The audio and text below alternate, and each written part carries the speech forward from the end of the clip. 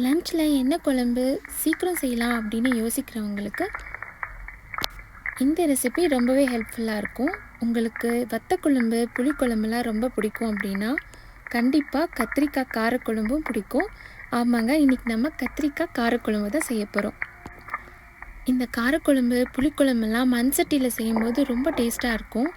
நம்மக்கிட்ட அது இல்லை, அதனால் நம்ம கேஸ்ட் அயர்ன் பேனில் செய்ய போகிறோம். இதுவுமே ஈக்குவல் டேஸ்ட் கொடுக்கும். ஒரு கேஸ்ட் அயர்ன் பேன் இல்லை கடாயில் நல்லெண்ணெயை விட்டு சீரகம் வெந்தயம் இது நல்லா போட்டு பொரிஞ்சதுக்கப்புறமா நாம் சின்ன வெங்காயம் பெரிய வெங்காயம் உரித்து இதில் ஆட் பண்ணிக்கலாம். இது கண்டிப்பாக கேஸ்ட் அயர்னில் தான் செய்யணுன்ட்டு இல்லை, ஒரு திக் கடாயிலையும் நீங்கள் செய்யலாம். நம்ம காரக்குழம்பு எல்லாம் நல்லெண்ணெயில் செய்யும்போது அதோட டேஸ்ட் இன்னுமே நல்லா என்ஹான்ஸ் ஆகும். அது மட்டும் இல்லைங்க, நம்ம சின்ன வெங்காயம் நம்ம குழம்புல சேர்க்குறப்போ இந்த புளிக்குழம்புக்கு அது வேறு லெவல் டேஸ்ட்டை எடுத்து கொடுக்கும். நம்ம இதில் ஒரு கை சின்ன வெங்காயம் ஒரு கை பெரிய வெங்காயம் ரெண்டுத்தையும் கட் பண்ணி இதில் ஆட் பண்ணியிருக்கோம். எப்பவும் போல தாங்க, நம்ம சின்ன வெங்காயத்தை நறுக்கலை, அப்படியே ஃபுல்லாகவே ஆட் பண்ணிக்கிறோம். அடுத்து நம்ம இதுக்கு தேவையான உப்பு போட்டு இதை நல்லா வதக்கிக்கலாம். உங்களுக்கு சீரகம் வெந்தயம் தூளாக யூஸ் பண்ணணுன்னா கூட நீங்கள் ஆட் பண்ணிக்கலாம். நம்ம இதை ஹோலாக தான் ஆட் பண்ணியிருக்கோம். அடுத்து கருவேப்பிலை, இந்த இடத்துல 2 வரமிளகா கூட சேர்த்துக்கலாம், ஆனால் நான் இதில் சேர்க்கல. உங்கள் காரத்துக்கு ஏற்ற மாதிரி நீங்கள் இதில் வரமிளகா வேணும்னாலும் சேர்த்துக்கலாம். கத்திரிக்காயிலே நிறைய டைப்ஸ் இருக்குது. நம்ம இதில் எடுத்துருக்கிறது முள்ளு கத்திரிக்காய். இதுதான் எண்ணெய் கத்திரிக்காய் குழம்புக்கு செம்ம டேஸ்ட்டாக இருக்கும். உங்களுக்கு க்ரீன் கலர் இல்லைன்னா பெரிய எக் பிளான்ட் கூட நீங்கள் இதில் சேர்க்கலாம். இதே ப்ரொசீஜர் தான். ஆனால் நம்ம இந்த சின்ன முள்ளு கத்திரிக்காவை சமைக்கிறப்போ அதை ஹோலாக போட்டு சமைக்கிறப்போ இன்னமும் டேஸ்ட் செம்மையாக இருக்கும். அடுப்பை மீடியம் டு ஃபுல் ஃப்ளேம் வச்சு நல்லா வதக்கிக்கோங்க. அடுத்து நான் பூண்டு ஆட் பண்ணியிருக்கேன். நான் இங்கே ஹோல் பூண்டு தான் ஆட் பண்ணியிருக்கேன். முழுசாக நீங்களும் அதே மாதிரி ஆட் பண்ணிக்கோங்க. நம்ம இதில் தேங்காயெலாம் அரைச்சி ஊற்ற போகிறதில்ல. நம்மளோட குழம்புக்கு கிரேவி கொடுக்க போகிறதே இந்த வெங்காயமும் தக்காளி தான். அதனால் நீங்கள் இது தாராளமாக உங்களுக்கு எவ்வளோ வேணாலும் ஆட் பண்ணிக்கலாம். அதுக்கேற்ற மாதிரி அது உங்களுக்கு கிரேவி கொடுக்கும்.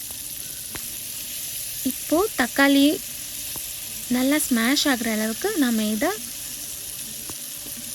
வதக்கிக்கலாம். நான் இதை கொஞ்ச நேரம் மூடி போட்டு நல்லா ஸ்மாஷ் ஆகிற வரைக்கும் வதக்கிக்கிட்டேன். அடுத்து மிளகாத்தூள், மல்லித்தூள், கொஞ்சமாக மஞ்சள் தூள். நீங்கள் குழம்பு மிளகாய் பொடியும் சேர்க்கலாம், ஆனால் நாம் எல்லாமே தனித்தனியாக தான் சேர்த்துருக்கோம். ஆல்ரெடி நம்ம சீரகமும் வெந்தயமும் போட்டு தான் இதை தாளித்தோம். பார்த்திங்களா, நான் கத்திரிக்காவை எப்படி முழுசாக அதை கொஞ்சம் நடுவில் பிரேக் பண்ணி கட் பண்ணி எடுத்து வச்சுருக்கேன். இது இப்படியே தான் நம்ம ஆட் பண்ண போகிறோம். இதுக்குள்ளே ஃபுல்லாக மசாலா கூட சில பேர் ஸ்டஃப் பண்ணுவாங்க, ஆனால் நம்ம நிறைய மசாலா யூஸ் பண்ணாததுனால நான் இதில் எதுவும் ஸ்டஃபிங்கெல்லாம் போடல. உங்களுக்கு இன்னும் காரசாரமாக வேணும் அப்படின்னா லைட்டாக இப்போ நம்ம போட்ட இந்த மசாலாஸே மிக்ஸ் பண்ணி நீங்கள் அந்த கத்திரிக்காய்க்குள்ளே ஸ்டஃப் கூட பண்ணிக்கலாம். ஆனால் அதெல்லாம் அவசியப்படாதுங்க. அடுத்து நாம் இதில் புளிக்கரைசலை ஊற்றுறோம்.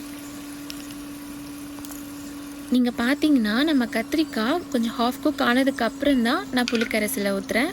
நீங்களும் அதே மாதிரியே இந்த ஹோல் கத்திரிக்காயை நீங்கள் சேர்த்ததுக்கப்புறமா மூடி போட்டு கொஞ்சம் நேரம் வேக வச்சுக்கோங்க. அதுக்கப்புறமா புளிக்கரைசலை சேர்த்துக்கலாம். நம்ம ஆல்ரெடி இதில் ஒரு பெரிய தக்காளி போட்டிருக்கோம், அதுக்கேற்ற மாதிரி நீங்கள் உங்கள் புளியை ஆட் பண்ணிக்கோங்க. இப்போது நமக்கு கத்திரிக்காய் நல்லா உள் பக்கத்துலேருந்து வேகணும். அதனால் திரும்ப நம்ம மூடி போட்டு புளிக்கரைசல் கத்திரிக்காய் எல்லாம் வெந்து அது ஒரு ஆயில் ரிலீஸ் பண்ணும் இல்லையா, அது வரைக்கும் நம்ம இதை குக் பண்ணிக்கலாம். நம்மளோட மோஸ்ட் ஆஃப் த குக்கிங் நம்ம அப்படியே கட் பண்ணி அப்படியே வதக்கி தாளித்து நம்ம அதை ஸ்டீம் குக் பண்ணி விடுறது மாதிரி தான் இருக்கும். உங்களுக்கு மிக்ஸியே தேவைப்படாது. பார்த்திங்களா, 10 நிமிஷத்தில் நம்மளோட கத்திரிக்காய் காரக்குழம்பு ரெடி. இதுக்கு அப்பளம் இல்லைன்னா வத்தல் இருந்துச்சுன்னா நீங்கள் தொட்டுக்க எடுத்துக்கிட்டிங்கன்னா அவ்வளோதாங்க, செம்மையாக இருக்கும். கடைசியில் மல்லி இலையை தூவி இதை நாம் இறக்கிக்கிறோம்.